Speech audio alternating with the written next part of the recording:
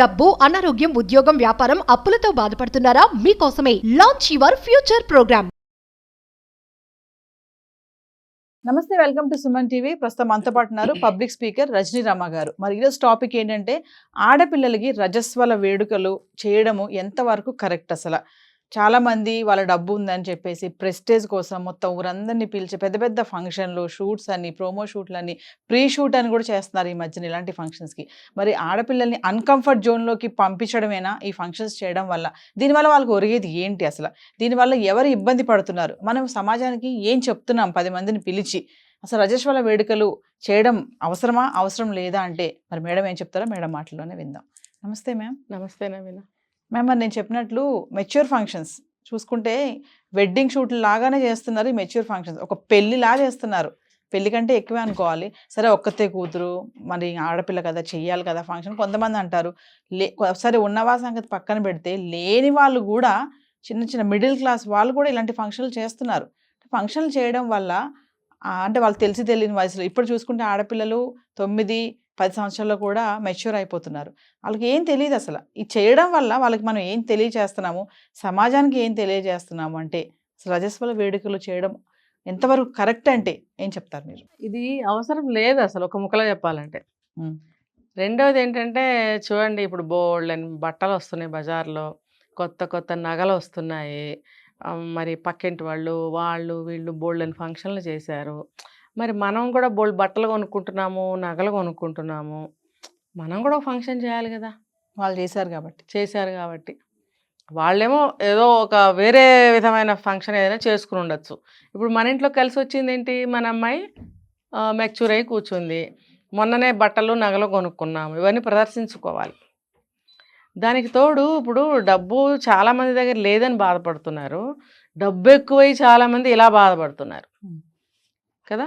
ఇప్పుడు ఒక 10,000 తీసుకెళ్ళి ఎవరికైనా సాయం చేయమనండి, అమ్మో 10 పైసా కూడా ఇవ్వరు. కానీ వీళ్ళు ఈ ఫంక్షన్స్కి లక్షలు తగలేస్తారు. చెయ్యండి ఫంక్షను. ఎప్పుడు ఇట్ ఈస్ వెరీ ఇంపార్టెంట్ అనుకున్నప్పుడు చెయ్యండి. ఎప్పుడో 4-5 ఏళ్ళు అయిపోయింది, గ్యాదరింగ్స్ ఏమీ లేవు, ఏదో ఒక చిన్న పూజ పెట్టుకోండి, లేకపోతే ఒక బర్త్డే పెట్టుకోండి, లేకపోతే వెడ్డింగ్ యానివర్సరీ పెట్టుకోండి. పెట్టుకుని మీరు గ్యాదర్ అవ్వచ్చు. ఈ మెచ్యూర్ ఫంక్షన్స్ అవసరం లేదు. ఇంకా చెప్పాలంటే, మీరు అన్నట్టు పెళ్ళికి పెళ్లి కూతుర్ని ఎలా తయారు చేసి పెళ్లి మండపం వరకు తీసుకెళ్తారో అదే పద్ధతిలో చేస్తున్నారు మొత్తం. అసలు సెట్టింగ్ అంతా పెళ్లిలానే, తతంగం కూడా. నేను ఒక చోట చూశాను, ఒక పువ్వు ఇలా విచ్చుకుంటున్నట్టు, ఆ పువ్వు మధ్యలో ఆ పాప ఫోటో పెట్టి ఇన్విటేషన్ కార్డు తయారు చేసి అందరికీ వాట్సాప్లు చేశారు. పుష్పవతి అని చెప్పి పేరు రాశారు అక్కడ. అయ్యింది ఫంక్షను అని చెప్పి. తర్వాత ఇంకా ఈ వెర్రితలాలు ఎక్కువైపోయి వీధి చివర్లలో ఇవి ఫ్లెక్సీలు పెట్టడం. ఫ్లెక్సీలు బాగా మేడం, ఇది ట్రెండ్. ఇది ట్రెండ్ ఏంటండి? లోకమందరికీ చెప్తున్నారా మీరు మీ పిల్ల పెద్ద మనిషి అయిందని? రోడ్డు మీద ప్రతి అడుక్కునేవాడు కూడా, వెళ్తేవాడు కూడా చూస్తాడుగా. అందరూ చూస్తారు. ప్రతి క్రిమినల్ చూస్తాడుగా. క్రిమినల్స్ ఉంటే వాళ్ళు చూస్తారుగా. ఆడపిల్ల వ్యసనం ఉన్నాడు ప్రతివాడు చూస్తాడుగా. ఒక సైకో ఉంటాడు, సైకో చూస్తాడుగా. వయసు తారతమ్యం లేని అందరూ చూస్తారుగా. వెధవ బుద్ధి ఉన్న ఆడవాళ్ళు ఉంటారు, పిల్లల్ని తీసుకెళ్ళి అమ్మేద్దాం అనుకునే వాళ్ళు ఉంటారు, వాళ్ళు చూస్తారుగా. అందరూ వస్తారు. మరి మీరు అక్కడ ఎందుకు పెడుతున్నారు వీధి చివర? అడ్రస్ కోసం. అడ్రస్ కోసం ఎందుకు? ఈ రోజుల్లో వాట్సాప్లో GPS పెట్టుకుని రాలేరా మీరు? లొకేషన్ షేర్ చేస్తే మీరు ఎవరైతే రావాలనుకుంటున్నారో వాళ్ళకి లొకేషన్ పెట్టండి, వస్తారు. కానీ మీరు ఫ్లెక్సీలు ఎందుకు పెడుతున్నారు? ఒకటి కాదు, రోడ్డు మీద, మెయిన్ రోడ్డు మీద ఒకటి పెడతారు. ఆ లోపల ఎన్ని సందులు ఉంటే ఆ ప్రతి సందు దగ్గర ఒక ఫ్లెక్సీ. అంటే ఈ సందు దగ్గర తిరగండి, ఈ సందు దగ్గర మలుపు తిరగండి, ఈ సందు దగ్గర మలుపు తిరగండి అని తెలియటం కోసం ప్రతి మలుపు దగ్గర ఒక ఫ్లెక్సీ. అరే, మీరు పెళ్ళిదైతే పెట్టండి, దీనికి ఎందుకు పెడతారు? నాకు చాలాసార్లు ఆశ్చర్యం, అసహ్యం, ఎదుర్కోవాలన్నంత కోపము వస్తాయి ఇవన్నీ రోడ్ల మీద చూస్తే. ఇది చావుకి పెడతారు, పుట్టినరోజులకు పెడతారు, పెళ్ళిళ్ళకి పెడతారు, బర్త్డేలకి, అన్నిటికీ, ఈ మెచ్యూర్ ఫంక్షన్లకు పెడతారు. ఎవడన్నా గెలిస్తే పెడతారు రోడ్డు చివర ఫ్లెక్సీలు. అంటే ఒక అర్థం పర్థం లేకుండా ప్రతిదానికి ఫ్లెక్సీలేనా? ఆ ఫ్లెక్సీ చూస్తే అది ఏ ఫంక్షన్కి సంబంధించినదో కూడా సరిగ్గా అర్థం కాదు అక్కడ రాసింది చదివితే తప్ప. ఆ మ్యాటర్ చదివితే తప్ప అదేం ఫంక్షన్ కూడా అర్థం కాని రీతిలో ఆ ఫ్లెక్సీలు ఉంటాయి. చనిపోయిన వాళ్ళ శ్రద్ధాంజలి ఫ్లెక్సీలు పెడతారు. అది గెలిచిన వాడి ఒక నాయకుడి ఫ్లెక్సీ పెడతాడు. దానికి దీనికి తేడా తెలీదు. నేను మొన్న చూశాను ఒక ఆ ఏరియాకి సంబంధించిన ఎవరో పొలిటికల్ ఆయన బర్త్డే అంట. నేను ఆయన ఏంటి ఎవరైనా పోయాడా ఏంటి అలా ఆయన అలా వీధిలో పెట్టారో అని నేను అనుకున్నాను మా వారితోటి. అనుకుని మళ్ళీ నేను చదివితే లైన్ పెట్టారు మొత్తం. అలా వెళ్తున్న కొద్దీ ఫ్లెక్సీలు వస్తూనే ఉన్నాయి. చూస్తే అతని బర్త్డే అట. ఇంకేం చెప్పాలి చెప్పండి. అది చావో పుట్టుకో ఏం అర్థం కావట్లేదు అలాంటి ఫ్లెక్సీలు. సరే ఫ్లెక్సీలు పెడుతున్నారు. మీరు ఆ విధంగా ప్రపంచానికి మా అమ్మాయి ఇలా ఉంది రెడీగా అని మీరే తెలియజేస్తున్నారు. ఆ అమ్మాయిని ఒక డేంజర్ జోన్లోకి మీరు నెట్టేస్తున్నారు, పంపిస్తున్నారు. చక్కగా స్వాగతం పంపిస్తున్నారు. మీ చేతులతో మీరే గొయ్యి తవ్వి మీ పిల్ల భవిష్యత్తును మీరే పాడు చేస్తున్నారు అనే విషయం మీకు తెలుసా? తెలియకపోతే తెలుసుకోండి. ఇంకొకటి, పెళ్లి కూతురికి ఎలా చేస్తారో అలా మంగళ స్నానాలు. చిన్న పాప, ఆ పాపకేమో డ్రెస్సులు వేసి కూర్చోబెట్టి మంగళ స్నానాలు. అదేదో పువ్వు చెప్పాను కదా, అదేమో డిజైన్ పెడతారు ఒకటింత. అది చిన్న ఫౌంటైన్ ఉంటుంది. ఆ మధ్యలో పాపను కూర్చోబెడతారు. ఇంక ఇష్టం వచ్చినట్టు ఏమంటారు గుండిగలు నీళ్లు పోస్తూ ఉంటారు. చన్నీళ్లే. పెళ్లి కూతుళ్ళు కూడా చన్నీళ్లే పోస్తారు. నెక్స్ట్ పెళ్లి చేసుకుని వెళ్ళాలి, జలుబు చేస్తుంది, ఇంకోటి వస్తుంది, అది లేదు వాళ్ళకి. అన్ని గంటలు ఒక అరగంటలో ముగించి తీసుకెళ్ళాలి. అలాంటిది వచ్చిన ప్రతి వాళ్ళు నీళ్లు పోయాలి. నీళ్లు పోసిన తర్వాత వీళ్ళు పోసుకుని ఆడుకోవాలి. అంతసేపు ఆ పిల్ల నానాలి అక్కడ. ఇంకా ఈ అమ్మాయిని అట్లా నానబెట్టి ఫోటోలు తీసి ఆ పిల్లని దుంపదించి, ఆ పిల్లకి అసలు ఇదంతా ఏంటో కూడా అర్థం కాని స్థితి, వయసు. ఆ పిల్లకి అవసరం లేదు అవన్నీ. మీకోసం ఆ పిల్లతో మీరు ఆడుకుంటున్నారు. పాపం ఆ పిల్ల చిన్న ప్రాణము చలనో ఆకలనో కొట్టుకుంటూనే ఉంటుంది. కానీ ఆ పిల్లతో మీరు అన్ని చేస్తూ ఉంటారు. అదంతా అవసరమా? పాతకాలంలో ఏం చేసేవారంటే పిల్ల రజస్వల అయ్యింది అని అంటే 8, 9, 10 ఏళ్ళ 11 వయసు లోపలే పెళ్ళిళ్ళు చేసేవారు. ఎందుకంటే అత్తగారింటికి వెళ్ళిన తర్వాత ఆ ఇంట్లో కలిసిపోవాలి తొందరగా, పొరపచ్చాలు లేకుండా, అమ్మకి అత్తకి తేడా తెలియకుండా కలిసిపోవాలి అంటే చిన్నప్పుడే పెళ్ళిళ్ళు చేసేవారు. అందుకే చదువులు కూడా పెద్దగా ఉండేవి, మహా అయితే 2వ క్లాసు. ఆ వయసులో పెళ్లి చేసి పంపి కుటుంబంలో కలిసిపోవాలి కాబట్టి ఎర్లీ మ్యారేజెస్ ఉండేవి కాబట్టి ఆ సంబంధాలు కూడా రావాలి కాబట్టి రజస్వల అయినప్పుడు దగ్గర చుట్టాలని పిలుచుకునేవారు. పిలుచుకుంటే ఏంటంటే వాళ్ళ ద్వారా సంబంధాలు వస్తాయి పాపకి. లేకపోతే వాళ్ళల్లోనే ఉంటే మా అబ్బాయిని చేసుకో అని చెప్పి అక్కడక్కడే ఆ ఫంక్షన్లో ఒకళ్ళనొకళ్ళు అడిగి సంబంధాలు ఖాయం చేసుకునేవారు. లేదనుకోండి ఆ తర్వాత బంధువులు ఎవరన్నా ఉంటే తెలియజేసి ఇలా సంబంధం ఉందని వస్తారనమాట. ఆ సువిధ కోసం ఈ ఫంక్షన్లు, అది కూడా ఇంట్లోనే 4 ముత్తైదువుల మధ్యన మేనమామలు, మేనత్తలు, పిన్నమ్మలు, బాబాయిలు, పెద్దమ్మలు, తాతలు, చింతాతయ్యలు, మొత్తం ఆ కుటుంబం, ఆ పరివారం మాత్రమే అక్కడ ఉండేది. మళ్ళీ వాళ్ళ సంతానం అంతవరకే. వాళ్ళే అయ్యేవారు ఒక 100 మంది, సరిపోయేది. బయట నుంచి ఎవరిని పిలిచేవారు కాదు. మహా ఏమన్నా పిలిస్తే పక్కింటి పుల్లమ్మని, ఇటు పక్కన వెళ్ళమని ఏమన్నా పిలిచేవారేమో తప్ప ఎవరిని బయట వాళ్ళని వీధులకి వెళ్ళి పిలిచేవారు కాదు. ఎందుకంటే వాళ్ళతో సంబంధం మాకేంటి చెయ్యం కదా పెళ్ళి. కులాంతర వివాహాలు అప్పుడు లేవు కదా అంతగా. మనలోనే మన అమ్మాయికి సంబంధం దొరకాలి, చుట్టాలని దగ్గర వాళ్ళని పిలుచుకుంటారు. త్వరలోనే ఆ సంబంధం వచ్చేది. 10, 11 ఏళ్ల వయసులోనే పెళ్లి చేసేవారు. రజస్వల అవ్వకముందే చేసేవారు అసలు పెళ్ళిళ్ళు. చేసి రజస్వల అయిన తర్వాత మళ్ళీ కాపురానికి పంపించేవారు. అదొక సిస్టము, ఇదొక సిస్టమ్. కొంచెం డేస్ మారే కొద్దీ ఇదొక సిస్టమ్ అనమాట. సో పెళ్లి చేసి పంపించేవారు తప్ప ఇప్పుడు ఎందుకు చేస్తున్నట్టు ఫంక్షన్లో? ఒక విషయం చెప్పండి మేడం, మరి మన ఇంట్లో ఆడవాళ్ళు ఒప్పుకోరు కదా. అమ్మో ఒక్కతే కూతురు, నువ్వు ఫంక్షన్ చెయ్యవా, అప్పనే చేసి ఫంక్షన్ చెయ్యాలి, చేయకపోతే ఎట్లా, కుదరదు నాకు అని చెప్పి కమాండింగ్ డిమాండింగ్ చేసేవాళ్ళు ఆడవాళ్ళు కూడా చాలా మంది ఉన్నారు. పెడబొబ్బులు పెట్టడం, పుట్టింటికి వెళ్ళి కూర్చోవడం, ఇవన్నీ చక్కగా పిల్ల నేర్చుకుంటుంది. ఇవన్నీ చేస్తున్నారు. మరి చేసిన తర్వాత ఇప్పుడు మనం మాట్లాడుకుందాం, కొన్ని సంఘటనలు చూస్తున్నాం బయట సొసైటీలో మనం ఎలా జరుగుతుంది ఆడపిల్లల పట్ల అని. మరి ఇలాంటి జరగడానికి కూడా ఇవి కారణం అని చెప్పుకోవచ్చు అంటారు? అంతే, ఖచ్చితంగా. ఈ ఆడవాళ్ళ గొడవ వల్లే కొంత ఏంటి చాలా వరకు మగవాళ్ళు వచ్చి చేద్దాం అనే శాతం చాలా తక్కువ. ఇద్దరు కలిసి చేస్తారు, లేదంటే ఆడవాళ్ళ ప్రోద్బలం ఎక్కువగా ఉంటుంది ఇందులో. నేను అదే చెప్తున్నా, మనం కొనుక్కున్న చీరలు, మనం కొనుక్కున్న నగలు ప్రదర్శించుకోవాలి. ఎలా ప్రదర్శించుకోవాలి? వాళ్ళు ఫంక్షన్ చేసి 10 రకాలు పెట్టారు, మనం ఏం తీసిపోయిన వాళ్ళమా? మనం కూడా చేద్దాం, మనం కూడా పెడదాం. అలాంటి పోటీతత్వాలు ఎక్కువైపోతున్నాయి.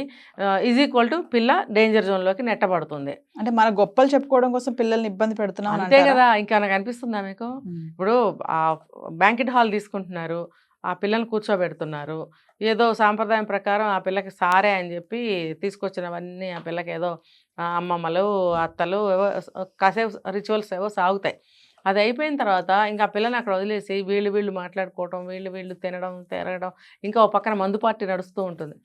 మీ పిల్ల పెద్ద మనిషి అయితే మీరు మందు పార్టీ ఎందుకు? మీ చుట్టాలందరూ మందు పార్టీలు ఎందుకు అక్కడ పక్కగా? పార్టీ వాళ్ళు ఫంక్షన్ దీనికి కూడా ఇది అవసరమా? అసలు సందర్భం ఏంటి? ఫంక్షన్ మనం దేనికి చేస్తున్నాము, చేస్తే ఎలా చేయాలి, ఇదంతా పక్కన పెట్టేసి పెళ్ళిలో ఎలా చేస్తున్నారో అలాగే చేస్తున్నారు అన్నీ కూడా.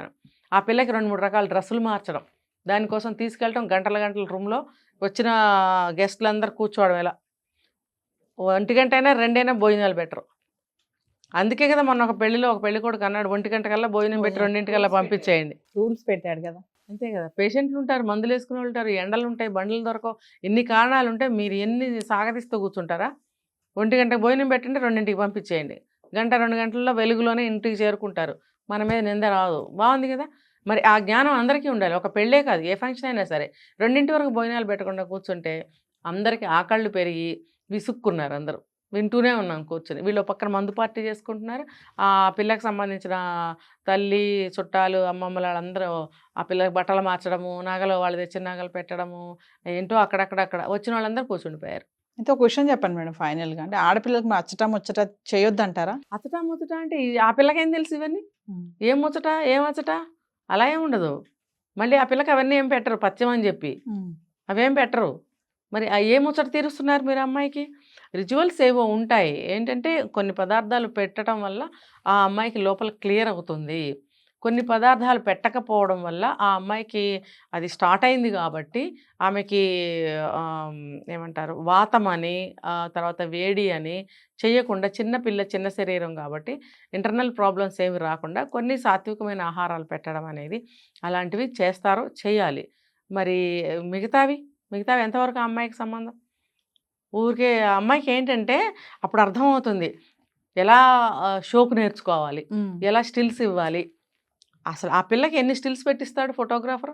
మనమే నేర్పిస్తున్నాం. మనమే. ఆ పిల్లకి 10 ఏళ్ల పిల్లకి ముదికిల్లా వేషం వేసేసి పెళ్లి కూతురికి చేసినట్టు ఫోటోలు తీస్తే అసహ్యం వేసింది నాకు. పసి మొగ్గలాంటి ముఖానికి పెద్ద పోల్డెడ్ వేసి పెద్ద చీర కట్టి ఇక్కడి నుంచి ఇక్కడికి గాజులు వేసి బొట్లు పెట్టేసి అమ్మాయికి ఏంటి ఇష్టం వచ్చినట్టు అన్ని నగలు వేసేసి ఎలా ఉంది అది? ఏ వయసుగా అది చేయాలి? ఇదేం ముచ్చట? ఆ పిల్లను బాధించే ముచ్చట ఎందుకు? కానీ పిల్లలు కూడా ఎలా తయారవుతున్నారంటే, ఓహో నాకేదో గ్రేట్నెస్ వచ్చింది, నేను ఇప్పుడు అందరిలోకి గ్రేటు, నాకు ఇన్ని నగలు పెట్టారు, నా కోసం ఈ ఫంక్షన్ చేశారు అనేటటువంటి ప్రౌడ్ కూడా వాళ్ళలో పెరుగుతుంది. అది ఎందుకు చేస్తున్నారో వాళ్ళకే తెలియదు. కానీ నెక్స్ట్ స్కూల్కి వెళ్తే కో ఎడ్యుకేషన్ అనుకోండి, లేకపోతే ఇంటి చుట్టుపక్కల ఫ్రెండ్స్ ఉంటారు, వాళ్ళల్లో అయినా సరే అబ్బాయిలు ఉన్నారనుకోండి, వాళ్ళు ప్రశ్నిస్తూ ఉంటారు. వీళ్ళు ఏం జరిగింది నీకు, నువ్వు ఇలా అంట కదా, నువ్వు అలా అంట కదా అడుగుతూ ఉంటారు. వీళ్ళకి తెలియని జవాబులు వీళ్ళు చెప్తూ ఉంటారు. అనవసరంగా ఇవన్నీ పిల్లని లైఫ్ని పాడు చేయటమే. ఇవన్నీ అవసరం లేదు. సింపుల్గా మీ ఇంట్లో మీరు ఏమన్నా చేసుకోండి, పెద్దల సమక్షంలో మీరు 4 అక్షంతలు వేయండి. ఓకే, శుభకార్యమే, మరి పిల్లకి అంతా శుభం జరగాలి కాబట్టి మీరు అక్షంతలు వేసి మీరు దీవించండి. రోడ్డు మీద ప్రతి పోయేవాడికి అవసరమా అందరినీ పిలిచి? ఎందుకంటే మేము ఇచ్చొచ్చాం గిఫ్ట్, వాళ్ళు కూడా ఇవ్వాలి, ఆ గిఫ్ట్లు పొందాలి. ఎందుకు మనం లాస్ పోవాలి? అన్నీ ఉంటాయండి, అన్ని కోణాల నుంచి నేను చెప్తున్నాను. మన నగలు చూపించుకోవాలి, మన బట్టలు చూపించుకోవాలి, మన గొప్ప మన డబ్బు ఎంత ఉందని చూపించుకోవాలి. మళ్ళీ నేను వెళ్ళి ఇచ్చొచ్చాను కాబట్టి వాళ్ళు కూడా వచ్చి మాకు ఇవ్వాలి. ఏంటండి ఇది? ఈజ్ ఈక్వల్ టు పిల్ల డేంజర్ జోన్, అన్కంఫర్టబుల్ జోన్లోకి కదా. అసలు ఆ పిల్లకి తను ఎలా ఉండాలి, ఎలా మసులుకోవాలి, దేని నుంచి తను దూరంగా ఉండాలి, తన నెక్స్ట్ లైఫ్లో ప్రతిదాన్ని ఎలా గ్రహించుకుంటూ తెలివిగా తను ముందుకు వెళ్ళాలి, ఏ ఫుడ్ తినాలి, ఏ ఫుడ్ తినకూడదు, అది కాన్ఫిడెన్షియల్గా ఉంచే విషయాలు ఎలా ఉంచాలి, ఇవి నేర్పాలి ఆ పాపకి. అవి నేర్పకుండా ఇలా చేస్తున్నారు. సో ఫైనల్గా మేడం ఏం చెప్తారు? రజస్వల వేడుకలు అవసరం లేదండి, లేదు, అసలు అవసరం లేదు. నేను చెప్పాను కదా, ఇంట్లో ఆ 4 రోజులు గడిచిన తర్వాత చక్కగా పట్టుబట్టలకు కట్టండి, నగలు పెట్టండి, చక్కగా అమ్మాయికి ఇవ్వవలసిన ఫుడ్ పెట్టి ఆరోగ్యంగా చూసుకోండి. అసలు ఆ 10 రోజులు కూడా వాళ్ళు ఇచ్చిన మంచి ఫుడ్ తోటి పిల్లలు చక్కగా డిఫరెంట్గా తయారవుతారు ఆ 10 రోజుల్లోనే. అది ఎక్కడ అవకాశం ఇస్తున్నారు ఆ పాపకి? అసలు ఏం పెడుతున్నారు అసలు ఆ పాపకి మనకు తెలీదు. అలాగే ఉంటున్నారు. నిన్న ఎలా ఉందో రేపు కూడా అలాగే ఉంటుంది ఆ పాప. సరైన ఏది అక్కడ సంరక్షణ ఏది? మీ ఫంక్షన్ ఏర్పాట్లలోనే మీరు ఉంటారు. ఎస్ ఆ పిల్లకి ఆ 10 రోజుల్లో జరగవలసినవి ఏమి మీరు చూస్తున్నారు ఆరోగ్యపరంగా కానీ, ఆ అమ్మాయికి నాలెడ్జ్ని ఇవ్వాలి, ఎడ్యుకేట్ చేయాలి ఆ విషయంలో. అవన్నీ ఇస్తున్నారా సరిగ్గా? అంటే ఇచ్చేవాళ్ళ గురించి నేను మాట్లాడట్లేదు. ఎస్ ఎవరైతే ఎవరో వాళ్ళకే చెందుతాయి ఇలాంటివన్నీ. ప్రతి వాళ్ళు ఉలిక్కిపడాల్సిన అవసరం లేదు. ఎస్ ఇవి తెలుసుకోండి. అంతేగాని ఆ పిల్లని అనవసరంగా బయట పెట్టి అందరి నోట్లో నానేటట్టు చేసి ఆనక ఏదన్నా ప్రమాదం జరిగితే దాని బోరమని ఏడుస్తూ ఉంటారు. ఇలాంటివన్నీ జరగటం వల్ల నేను రెండో షేడ్ చెప్తున్నాను. అమ్మాయిల్లో ఏంటంటే ఒక రకమైనటువంటి గర్వం పెరిగిపోతుంది 10-11 ఏళ్ళకే. అవును. పెరిగిపోయి నాకేంటో పెద్ద కిరీటం వచ్చిందన్న ఫీల్ అయిపోతున్నారు వాళ్ళు. హీరోయిన్ పోజులు ఇవ్వడం, ఎస్ సినిమా హీరోయిన్స్ మాట్లాడినట్టు లెవెల్లో మాట్లాడటము, ఆ పోజులు ఇవ్వటము, అబ్బాయిలతో 11 సంవత్సరాల వయసు నుంచే ఒక డిఫరెంట్ యాంగిల్లో మాట్లాడటము, మాట్లాడడం. చూపులు చూడటము, చిరునవ్వుల్లో నేను అన్ని చూస్తున్నానండి. అంటే అన్ని మారుతాయి, ఫీలింగ్స్ కానీ ఎక్స్ప్రెషన్స్ అన్ని చూస్తున్నా బయట నేను. Yes. దీనికి అంతటికి కారణం పేరెంట్సే. Yes. Thank you, ma'am.